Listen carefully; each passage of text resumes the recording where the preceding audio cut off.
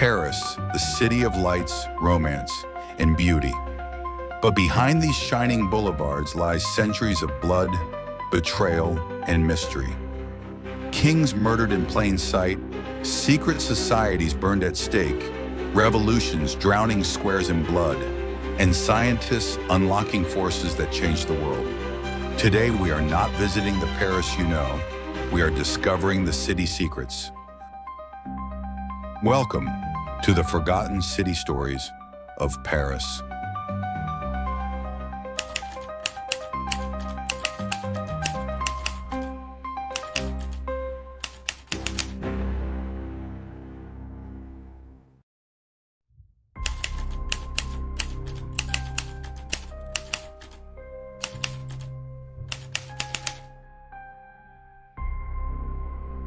The Pont Neuf is Paris's oldest standing bridge. Today it's a place of romance and selfies. But 7 centuries ago, it was a stage for the curse that shook all of Europe. The Knights Templar were no ordinary order. Founded during the Crusades, they fought in Jerusalem, defended the pilgrims in the Holy Land, and became one of the most feared military forces in the world. But they were also more than warriors. Their banking empire stretched across Europe, lending money to kings and controlling vast estates. By the early 1300s, their greatest debtor was the King of France himself, Philip IV. Bankrupt from wars and desperate for cash, Philip saw the Templars not as a holy knights, but as a threat to his power and the treasure to be seized. In 1307, Philip ordered the arrest of every Templar in France, accused them of heresy, blasphemy, and secret rituals. They were tortured in confessions. Among them was their Grand Master, Jacques de Molay, a man who had once fought for the right side.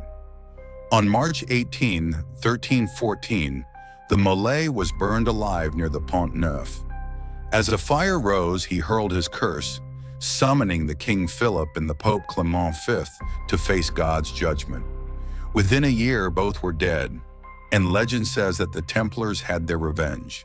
The Pont Neuf looks peaceful now, but it carries the memory of betrayal, greed, and the last cry of a knight.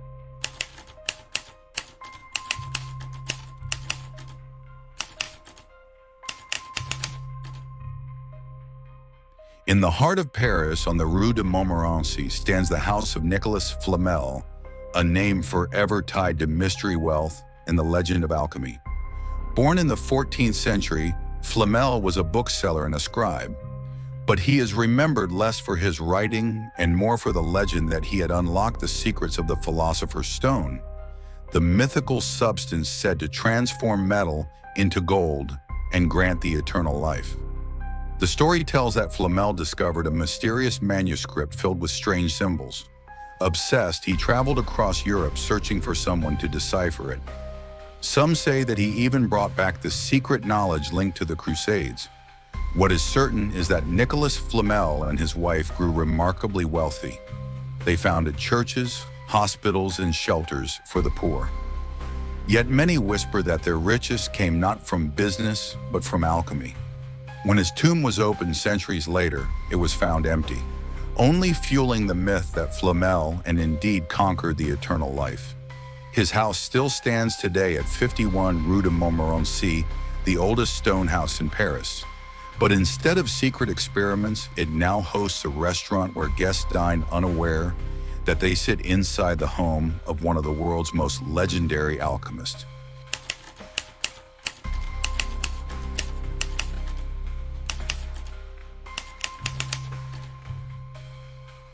In the summer of 1572, this quiet church stood at the heart of one of the darkest nights in Paris. On August 23rd, its bells began to toll. Suddenly, the start of a massacre that would haunt the city for centuries. France was torn by religious wars between the Catholics and Protestants, the Huguenots. To ease tensions, a royal wedding between both parties was arranged, but the celebration was a trap. Catherine de' Medici, the Queen Mother, feared that the powerful Protestant leaders gathered in Paris could challenge the crown.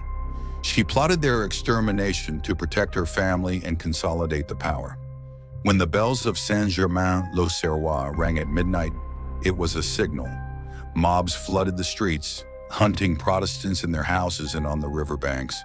What began as a target assassination quickly escalated into days of bloodshed. The infamous St. Bartholomew Day massacre. Thousands were killed, some thrown into the Seine, others slaughtered in their homes. Paris, a city of light and culture, became a city of terror. Today, Saint-Germain-l'Auxerrois stands silently across the Louvre. Tourists walk past without knowing that its bells once rung, not for prayer but for murder. And while the city streets witness blood and betrayal, not far from here, a king would meet the sudden death that would shock Paris forever.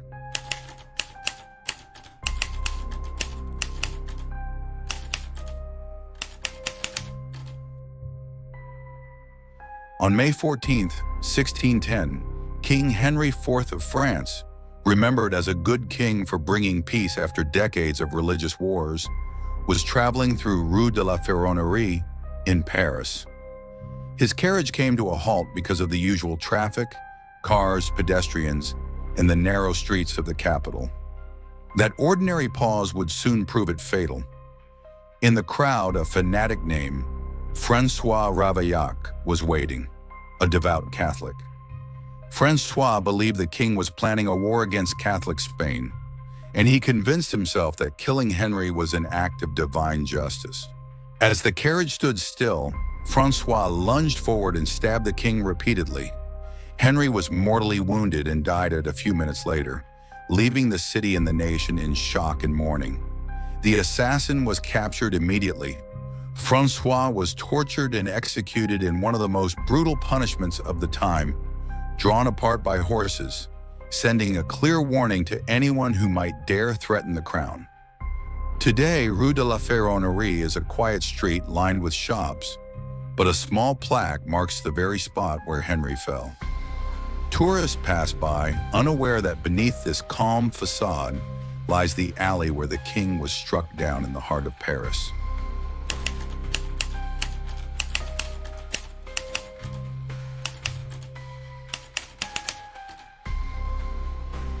For centuries, the Hôtel Dieu was where the sick of Paris came for help. During the plagues, its rooms were packed with the dying, sometimes 4 or 5 patients sharing the same bed. It was a place of great suffering, but also the place of discovery. In 1667, inside these walls, physician Jean-Baptiste Denis attempted something no one had tried before, a blood transfusion. His patient was a feverish young boy. Denis believed the gentle nature of animals that could calm the human illness, and so he transfused the blood of a lamb directly into the boy's veins. Amazingly, the boy survived. It was the first recorded blood transfusion in history. Soon after, Denis tried again, this time on other patients with mixed and sometimes deadly results.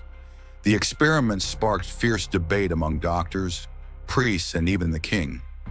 Eventually, transfusions were banned in France for more than a century, but Hôtel Dieu had already shown the world its double face, a place of despair during the plagues, but also the birthplace of medical discoveries that would save millions of lives. The Hôtel Dieu still stands today facing the Notre Dame, as it has almost for 1,000 years.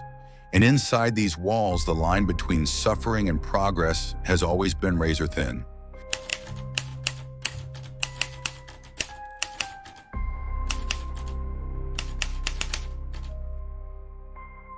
Today, Place de la Concorde is a symbol of elegance with fountains, statues, and the tower Egyptian obelisk. But over 2 centuries ago, this square was a beating heart of terror, where thousands lost their head beneath the blade of the guillotine. During the French Revolution, this square was known as the Place de la Révolution. The guillotine stood here as an instrument of justice and fear. King Louis XVI, Queen Marie Antoinette, revolutionary leaders like Danton and Robespierre all executed here, their heads raised before the roaring crowds. Between 1793 and 1794, over 1,000 of people were executed. The guillotine was meant to be swift, humane, and equal. But here it became the ultimate symbol of revolutionary terror, a stage for both vengeance and spectacle. Today, no visible marker shows where the guillotine stood. Life goes on above, yet the ghosts of the revolution still linger beneath the cobblestones of Place de la Concorde.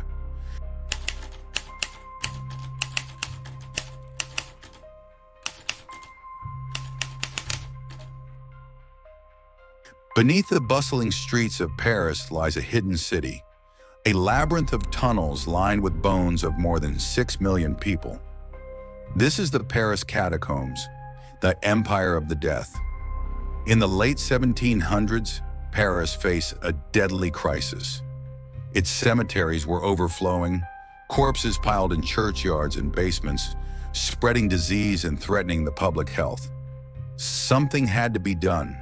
From 1786 onward, the city began moving remains from cemeteries like the Cemetery of Innocents into abandoned limestone quarries beneath Paris. The work was done at night in processions as priests recited prayers for the dead. For decades, millions of bones were brought underground, stacked carefully in corridors and alcoves. Today, it's a silent city beneath the city, a monument to mortality.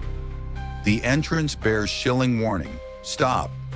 This is the Empire of the Death. And for anyone who walks these tunnels today, the echo of countless lives long gone can still be felt. The catacombs remind us that Paris is more than streets, cafes, and monuments. Beneath the elegance of the facades lies a city of secret, silence, and the bones of millions who shaped the story of the capital. And while the death were moved underground, above ground, Paris was capturing life in a very new way, freezing it forever.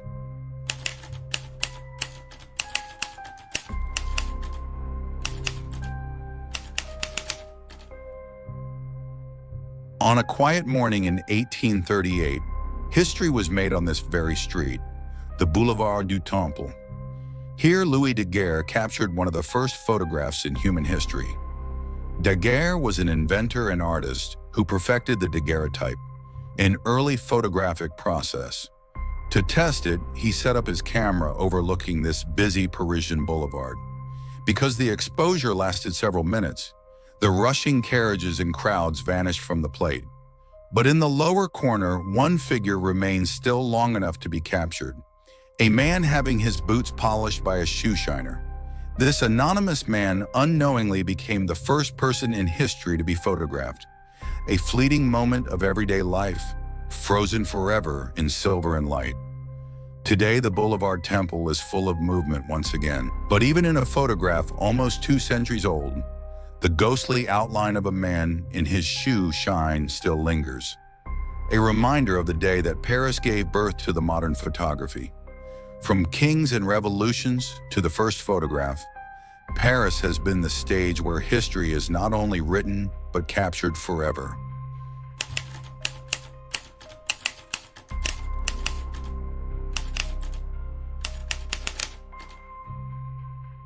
In the heart of the city, tucked away in a Latin quarter, stood the modest wooden shed. It wasn't much to look at, cold in the winter and unbearably hot in the summer, with a leaking roof and barely any equipment. And yet it was here that Marie Curie, working side by side with her husband Pierre, made discoveries that would change life forever. In this humble laboratory, Marie Curie isolated polonium and radium, unveiling the mystery of radioactivity. Her groundbreaking work earned her 2 Nobel Prizes, making her the first person in history to win in 2 different fields. 1 Nobel in physics and the second in chemistry. The old shed no longer exists. Today, the site is part of the SPC Paris, one of the city's great centers of science. But the spirit of her work remains alive. Nearby, you can visit Curie Museum, housed in a later laboratory, where her office and instruments are preserved. So the next time you walk through the Latin Quarter, remember where students now hurry between lectures, once to the fragile shed, where a talented woman uncovered secrets hidden at very heart of the matter. Paris has given us kings, revolutions, tragedies, and discoveries that changed the world. But these are only a few of the stories hidden in his streets and monuments. I would love to know what you think. Did any of these stories surprise you, and which city should I explore next? Please let us know in the comments. If you enjoyed this journey through Paris, please don't forget to like and subscribe our channel, because every city has stories worth telling, and they will be told in the Forgotten City Stories.